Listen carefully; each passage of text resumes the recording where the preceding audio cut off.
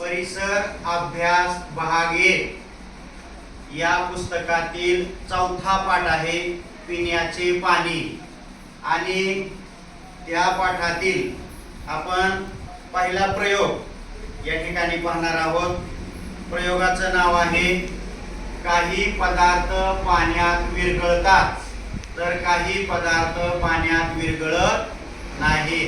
यासाठी आपण काय काय साहित्य घेतले बघा, 1 2 3 4 5 आणि 6 काचेचे ग्लास घेतलेले आहे।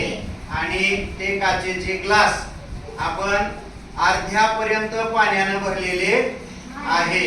आणि आणखी साहित्य काय घेतले बघा, इथं ही तुरटी घेतलेली आहे, तुरटीची बारीक पूड या ठिकाणी घेतलेली आहे। त्याच्यानंतर दुसरा आहे मीठ घेतलेलं आहे। तिसरा आहे साखर घेतलेली आहे। त्यानंतर ही चौथी वस्तू घेतलेली आहे आपण हळद। त्याच्यानंतर पाचवी वस्तू घेतलेली आहे खाण्याचा सोडा। त्याच्यानंतर याच्यामध्ये आपण वाळू घेतलेली आहे। आणि ही सातवी वस्तू आहे गव्हाचे पीठ। आता हे जे पदार्थ घेतलेले आहेत ते पदार्थ आपण चमच्यानं त्या पाण्यामध्ये त्या ग्लासामध्ये टाकणार आहोत। त्यापैकी कोणते पदार्थ पाण्यामध्ये विरघळतात आणि कोणते पदार्थ पाण्यामध्ये विरघळत नाही तर हे आपल्याला पाहायचं आहे। बघा, ही आहे तुरटी, मी ह्या पाण्यामध्ये या ठिकाणी टाकतोय। पाण्यामध्ये टाकल्यानंतर आपण या तुरटीला चमच्याच्या साहाय्याने ढवळायचं आहे। ही तुरटी मी पाण्यामध्ये टाकलेली आहे। आता दुसरा पदार्थ याच्यामध्ये या वाटीमध्ये मीठ आहे, मी चमच्यानं ते मीठ घेतो आहे आणि ते मीठ या 2 नंबरच्या ग्लासामध्ये टाकलेलं आहे।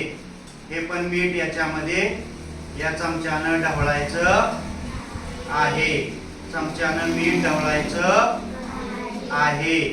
त्यानंतर ही तिसरी वस्तू आहे किंवा तिसरा पदार्थ आहे ती म्हणजे साखर। साखर 1 चमचाभर घेतलेली आहे।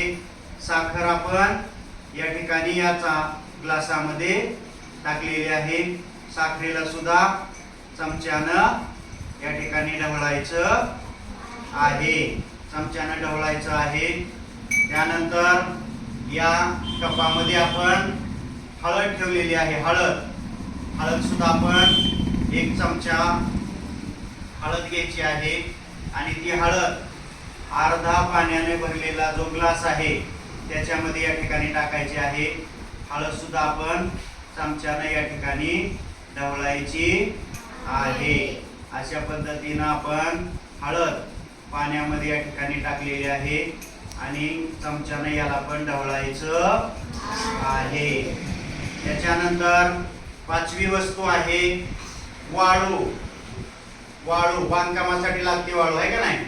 ती वाळू सुद्धा आपण या ग्लासामध्ये थोडी टाकणार आहोत। बघा, या ग्लासामध्ये आपण थोडी वाळू टाकलेली आहे। आता वाळू सुद्धा आपल्याला चमच्यानं ढवळायची आहे, वाळू सुद्धा चमच्यानं ढवळायची आहे, बरोबर। त्याच्यानंतर हा 6वा पदार्थ गव्हाचे पीठ आहे। काय? गव्हाचे पीठ। तो सुद्धा आपण 1 चमचाभर गव्हाचे पीठ घेऊया आणि हे गव्हाचे पीठ या अर्धा पाण्यानं भरलेल्या ग्लासमध्ये टाकायचं आणि याला आपण या चमच्यानं ढवळायचं आहे। चमच्यानं हे ढवळलेलं आहे। बघा, आपण 6 पदार्थ घेतले होते, 1 तुरटी, 2 मीठ, 3 साखर, 4 हळद, 5 वाळू आणि 6 गव्हाचे पीठ। आणखी खाण्याचा सोडा पण आहे, 1 ग्लास द्या बरं, 1 ग्लास द्या, आणखी 1 ग्लास द्या, 1 ग्लास। हा बघा, अजून 1 ग्लास घेतला, त्या ग्लासामध्ये सुद्धा आपण अर्धा तो पाण्यानं भरलेला आहे आणि त्याच्यामध्ये आपण थोडा खायचा सोडा टाकूया। खायचा सोडा. कशाचा खायचा आहे का धुण्याचा? खायचा नाही, धुण्याचा सोडा आहे. खायचा सोडा नाही, धुण्याचा सोडा याच्यामध्ये आपण टाकलेला आहे. कपडे धुण्यासाठी लागणारा सोडा याच्यामध्ये टाकलेला आहे. आणखी एक ग्लास द्या. आणा एक ग्लास. हा बघा, या ग्लासामध्ये सुद्धा आपण अर्ध्यापर्यंत पाणी भरूया. आणि तेल आणलेलं आहे. तेल कुणी आणलंय रे? हे तेल. हा, तर हे तेल आपण याच्यामध्ये ओतूया. बघा, तेल ओतलेलं आहे. बघा, सगळं तेल वरती आलं. तेलाचा तवंग वरती झालेला आहे. पुन्हा एकदा आपण हे सगळं चमच्याने ढवळूया. बघा, चमच्याने ढवळलंय. याच्यामध्ये काय काय दिसतंय बघा आता.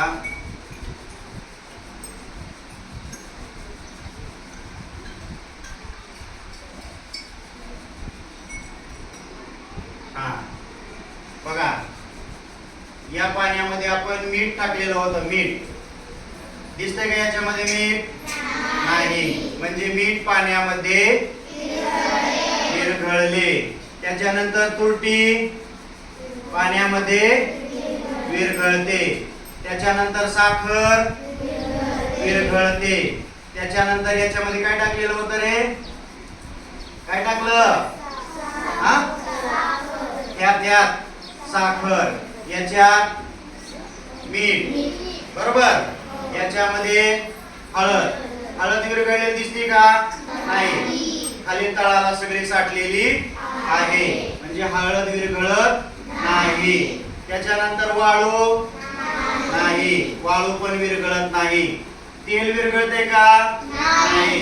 बघा, तेल पण पाण्यामध्ये विरघळत नाही. म्हणजे यावरून आपल्याला असे समजते की तुरटी, मीठ, साखर आणि खाण्याचा सोडा हे पाण्यामध्ये विरघळतात. तर हळद विरघळत नाही, वाळू विरघळत नाही, गव्हाचे पीठ पाण्यामध्ये विरघळत नाही आणि तेल विरघळत नाही. म्हणजे काही वस्तू किंवा काही पदार्थ पाण्यामध्ये विरघळतात, तर काही पदार्थ पाण्यामध्ये विरघळत